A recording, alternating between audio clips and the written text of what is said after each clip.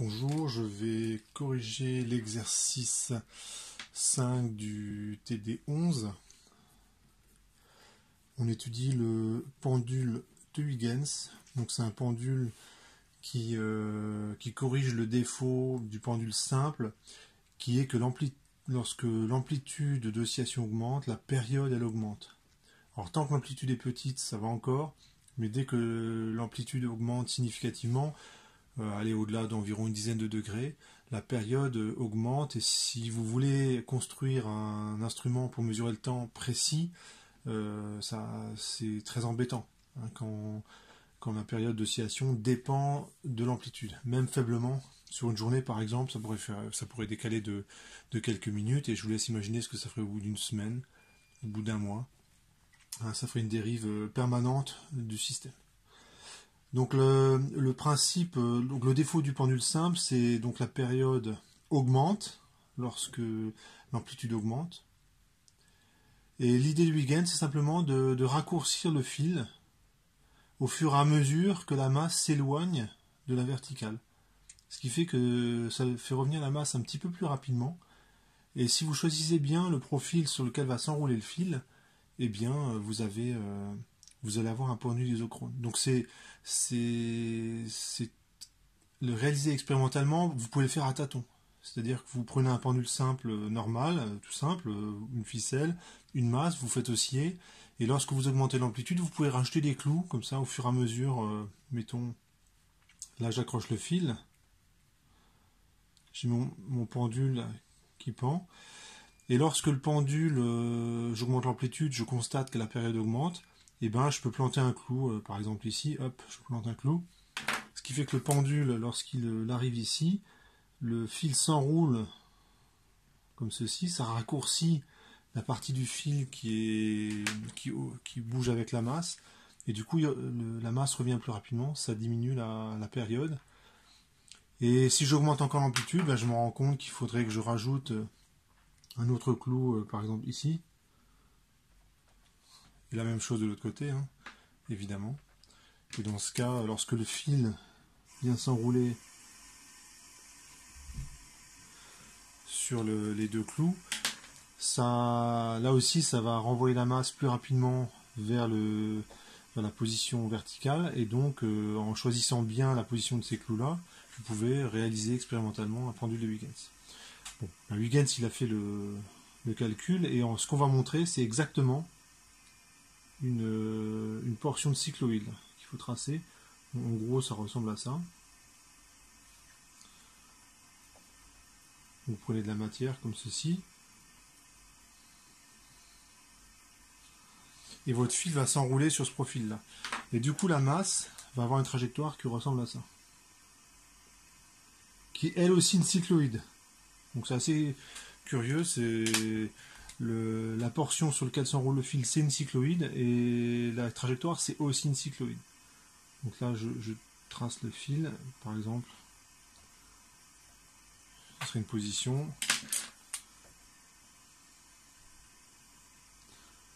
en voilà une autre, et puis j'en fais une troisième, le fil.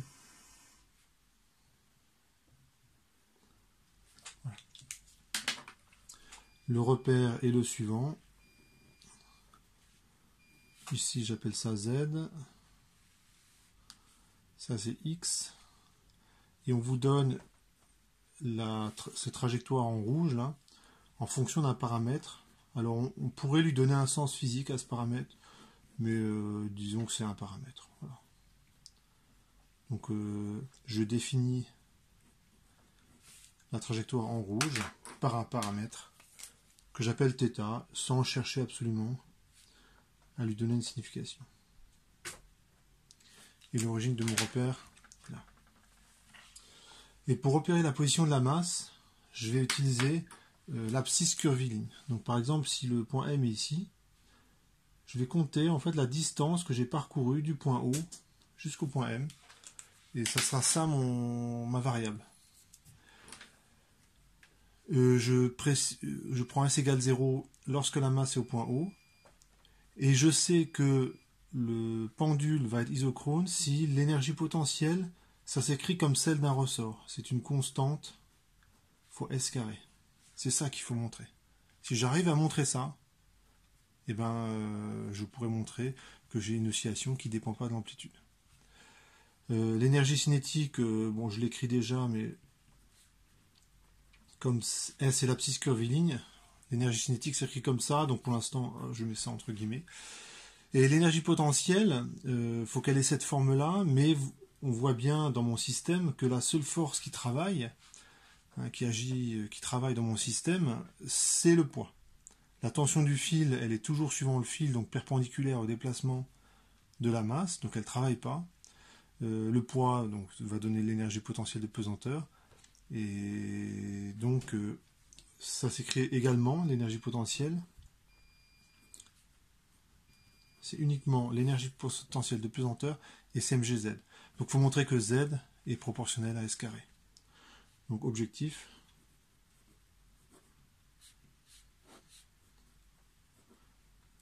Montrer que Z est proportionnel à S carré. Alors, pour montrer ça, ce qu'on va faire, c'est exprimer S en fonction de θ. En fait, on peut faire les calculs jusqu'au bout. Alors, je vais zoomer un petit peu. Là, j'ai Z, X, et je zoome sur ma courbe. Admettons qu'elle est comme ceci. Alors, si je zoome suffisamment, ma courbe, je peux l'assimiler à une droite. Alors, si vous pensez que c'est pas une droite, et ben vous zoomez encore plus, jusqu'à ce que vous puissiez considérer que c'est une droite. Par exemple, j'appelle ce point M de θ, et ce point, c'est M de θ plus D de θ. Je me déplace de D de X comme ceci, et je me déplace de D de Z comme ceci. Et ce segment-là, ben, on peut considérer que c'est une ligne droite, donc on reconnaît un triangle rectangle, et le D de S, qui va se trouver entre la distance entre ce point et ce point, et ben c'est racine de dx carré plus d de z au carré. C'est simplement Pythagore. Et alors d de x, ça vaut quoi? Et ben d de x, je peux l'écrire comme ça. D de x sur d de θ, ça vaut A 1 plus cosinus θ. Et donc, c'est pas très rigoureux ce que je fais, mais bon, écrivons-le quand même. Le dθ, je le passe de l'autre côté. Pourquoi c'est pas rigoureux? Parce que là, ça veut dire dérivé de x par rapport à θ. Et normalement, j'ai pas le droit de prendre le dθ et de le mettre là. Bon, évidemment, je me gêne pas pour le faire. Hein. Mais sachez que quand je fais ça, je manque de rigueur. Et ici, on a A sinus θ. Ça veut dire que d de z, c'est A sinus θ. D de θ. Donc je continue mon calcul. J'ai d de x, d de z, donc je peux en déduire d de s.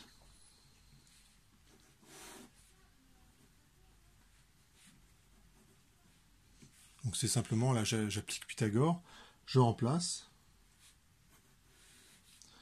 Donc ça fait a carré 1 plus cosinus θ au carré d de θ carré, plus a carré sinus carré de θ, d de θ au carré. Alors, vous le voyez, on peut le voir tout de suite ou vous le verrez après, mais en fait, A, il apparaît en facteur de tous les termes. Dθ, enfin, A au carré apparaît, dθ à carré apparaît également en facteur de chaque terme. Donc, je peux le mettre en facteur. Comme ça, j'ai une simplification immédiate de mon expression.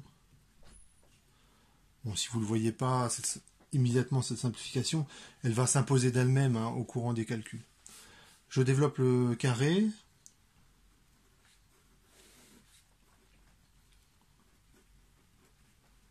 Et ici, j'ai une simplification, puisqu'on voit qu'il y a cos carré plus sinus carré qui apparaît. Et ça vaut 1. Du coup, 1 plus 1, il y a un 2 qui apparaît là et là. Et donc, On a ceci. Et 1 plus cosinus θ, c'est une formule trigo, c'est cos carré, c'est plutôt 2 cos carré. Que je dise pas de bêtises. θ sur 2. Je vérifie qu'il n'y ait pas de bêtises. Ouais. Et donc, ça tombe bien parce que la racine d'un carré, ça va me donner quelque chose de simple. Donc il faudra juste faire attention aux signes. Pour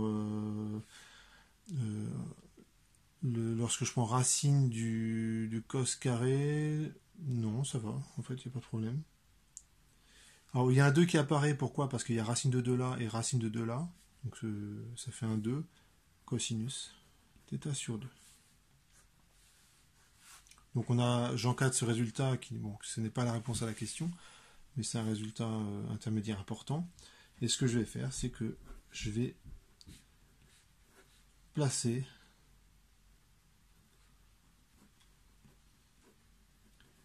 le signe intégral à droite et à gauche. Ce que je fais à droite, je le fais à gauche. Et lorsque θ égale 0, donc vous pouvez vérifier, lorsque θ égale 0, je suis au point O. Lorsque θ égale 0, donc ça veut dire que l'abscisse curviligne, elle vaut 0. Et ici, je mets, lorsque je suis au paramètre θ, je suis à l'abscisse curviligne S. Et donc, j'ai une petite intégrale à calculer. Ici, ça fait S à gauche. Et ici, j'ai 4A sinus θ sur 2. Sauf erreur. Donc quand je dérive sinus, ça fait bien un cosinus. Il y a un demi qui sort. Donc normalement, c'est bon. Et lorsque j'applique cette expression évaluée lorsque j'ai θ moins cette expression évaluée en 0, donc ça fait 0.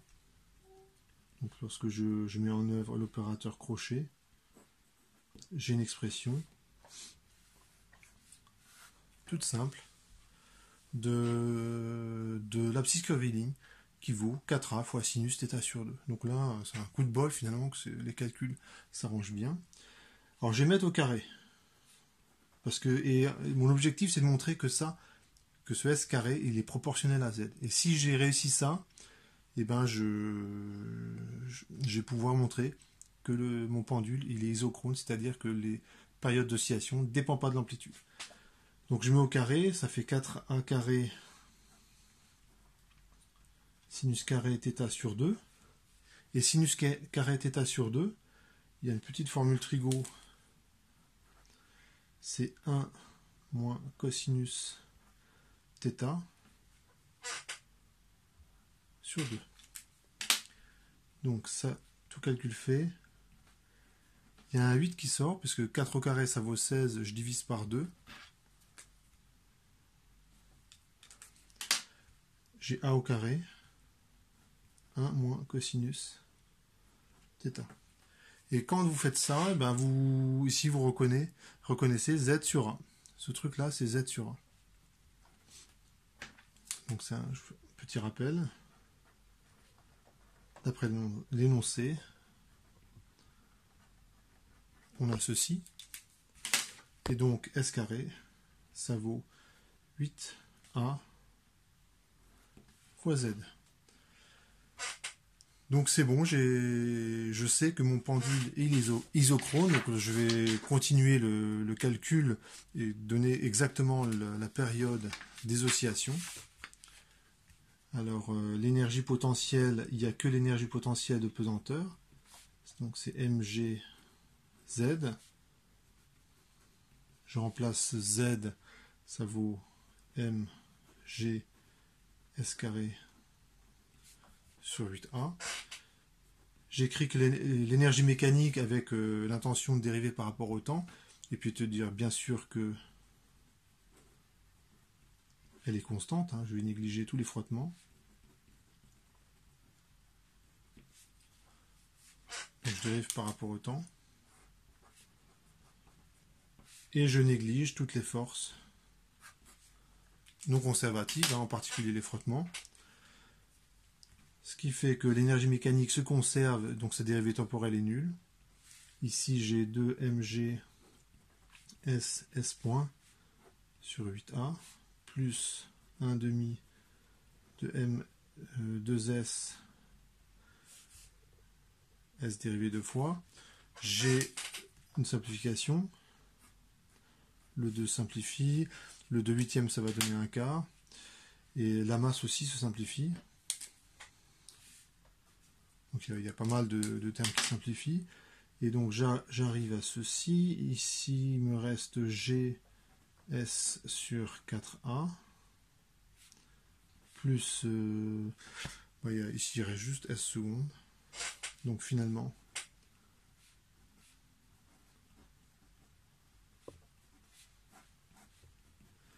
j'ai ceci.